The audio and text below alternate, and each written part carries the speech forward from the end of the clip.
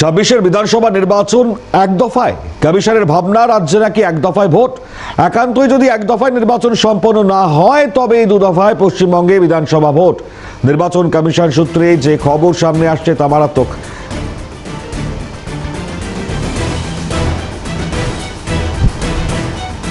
আরো একবার জানাই, কমিশনের যে ভাবনা তা রাজ্যে এক দফায় ভোট, যেমনটা নির্বাচন কমিশন সূত্র মারফত খবর। ইতিমধ্যে রাজ্যে নতুন ইভিএম ভিভিপ্যাট এসেছে এবং একই সঙ্গে দাঁড়িয়ে একান্তই যদি এক দফায় নির্বাচন সম্পন্ন না হয় তাহলে দ্বিতীয় দফা ভাবনা চিন্তা তারা করবেন বলে এই মুহূর্তে খবর আসছে।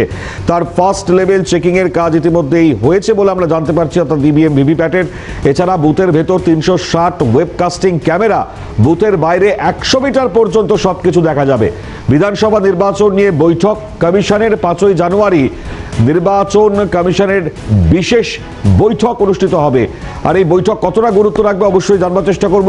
অবিরূপা হাজরা আমাদের সঙ্গে রয়েছেন টেলিফোন লাইনে। অবিরূপা, গুরুত্বপূর্ণ কারণ এই মুহূর্তে এক দফায় ভাবনা চিন্তা, যদি না হয় দু দফায় ভোট, কি মনে করা হচ্ছে? দেখো, আসন্ন বিধানসভা নির্বাচন নিয়ে আগামী 5ই জানুয়ারি নির্বাচন কমিশনে হতে চলেছে, জাতীয় নির্বাচন কমিশনে হতে চলেছে এক বিশেষ বৈঠক। মুখ্য নির্বাচন কমিশনের জ্ঞানেশ কুমার থেকে শুরু করে উপস্থিত থাকবেন কমিশনের সমস্ত কর্তারা। এই মিটিংটা অত্যন্ত গুরুত্বপূর্ণ এবং মূলত জাতীয় নির্বাচন কমিশনের ভাবনা পশ্চিমবঙ্গের বিধানসভা নির্বাচন এক দফায় করানোর একটা চিন্তা রয়েছে। তার কারণ হচ্ছে যেভাবে হিংসা হানাহানি হচ্ছে বা ভোট লুটের একটা পরিকল্পনা বা প্রবণতা দেখা যাচ্ছে, সেই কারণেই এই সিদ্ধান্ত নিচ্ছে নির্বাচন কমিশন। সেই কারণে এক দফা পশ্চিমবঙ্গের সর্বত্র বিধানসভা নির্বাচন করার একটা প্রবল পরিকল্পনা জারি করছে নির্বাচন কমিশন। এই মিটিং এর পরই সেটা স্থির হবে, সেটা সব দিক থেকে, যেমন নিরাপত্তার দিক থেকে, ইভিএম বন্টন থেকে শুরু করে সব জায়গায় ম্যাপিং থেকে শুরু করে সব বিষয়ে যাতে সব ঠিকঠাক হয়, সেই এই বৈঠক ঊর্ধ্বতন কর্তাদের সঙ্গে। তারপর যদি এটা ঠিক হয় তাহলে পরবর্তীকালে যাতে এক দফার নির্বাচন করা যায় সে ব্যাপারে সেই পথেই এগোবে নির্বাচন কমিশন, কথা বলাই বাহুল্য। ধন্যবাদ অবিরূপা। কথা বলছিলাম আমাদের প্রতিনিধি অবিরূপা হাজরার সঙ্গে। কি বলছেন রাহুল সিনহা, বিজেপি নেতা? পাল্টা তার প্রতিক্রিয়া জয়প্রকাশ মজুমদার তৃণমূল নেতা কি বলেছেন, শুনুন। তৃণমূল কংগ্রেস তাদের গুন্ডাদের এক জায়গা থেকে আরেক জায়গায় স্থানান্তরিত করে ভোটারদের ভয় দেখায়, ভোট ব্যবস্থাকে প্রভাবিত করে। সেই জাতীয় যে লোকের মত আছে, যদি এক দফা ইলেকশন হয় তাহলে স্বাভাবিকভাবে মস্তান গুন্ডাদের এখান থেকে অন্য জায়গায় স্থানান্তরিত করা যাবে না। সেই কারণে এক দু দফায় ইলেকশন হওয়ার জন্য অনেকেই তাদের বক্তব্য ইলেকশন কমিশনকে জানিয়েছে। ইলেকশন কমিশন যে সিদ্ধান্ত নেবে আমরা সেটাতেই তৈরি আছি, কারণ মানুষ এবার তৃণমূলকে সরাবে। সে 8 দফা হোক আর 1 দফা 2 দফা হোক, যতই দফা রফা হোক, তৃণমূল কংগ্রেসের দফা রফা যে হবে এতে কোনো সন্দেহ নেই।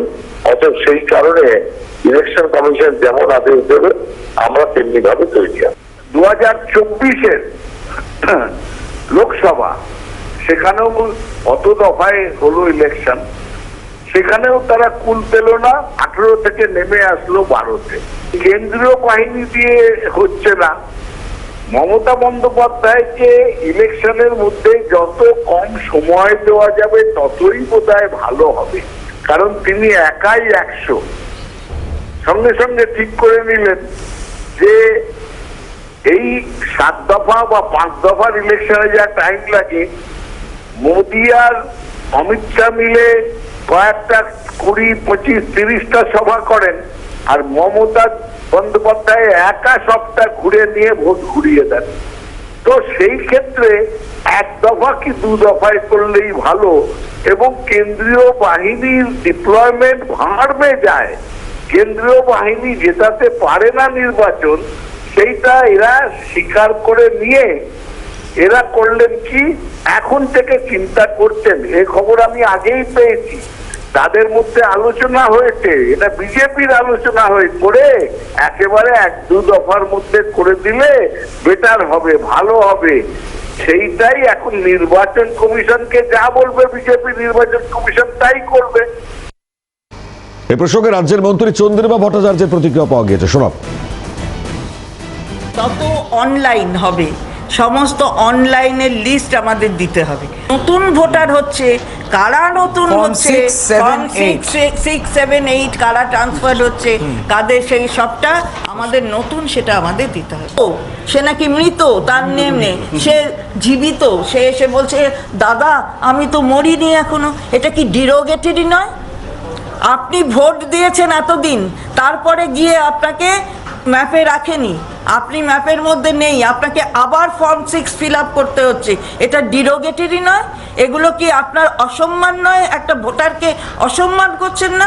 এটা শুধুমাত্র একটা ডকুমেন্টেশনের ব্যাপার নয়, এটা একটা ভোটার গণতান্ত্রিক দেশে অসম্মান করছেন। আমরা তার বিরুদ্ধে সবাই মিলে একসাথে বলি, ভোটটাকে যাতে মানুষ দিতে পারে, বয়স্ক মানুষ তারা দিতে পারেন বলে, তাহলে তাদের বাড়ি বাড়ি গিয়ে আপনি ভোট নিচ্ছেন, তাহলে তাদের মধ্যে একটা খালি বয়স উল্লেখ করে দিয়েছেন 85 বছর, বললেন যে আমরা হিয়ারিং নেব 85 বছরে বাড়িতে গিয়ে, কিন্তু এটাও স্পেসিফিক ইনস্ট্রাকশন আমরা এইভাবে পাইনি।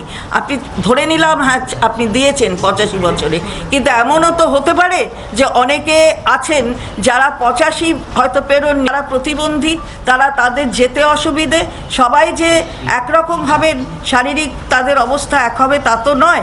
তাহলে আপনারা কেন সিনিয়র সিটিজেন হিসাবে সকলকে ট্রিট করে ওই ব্যবস্থাটা করছেন না, এবং কাছাকাছি যাতে তাদের হিয়ারিংয়ের অফিস হয় সেগুলো কেন করছেন না?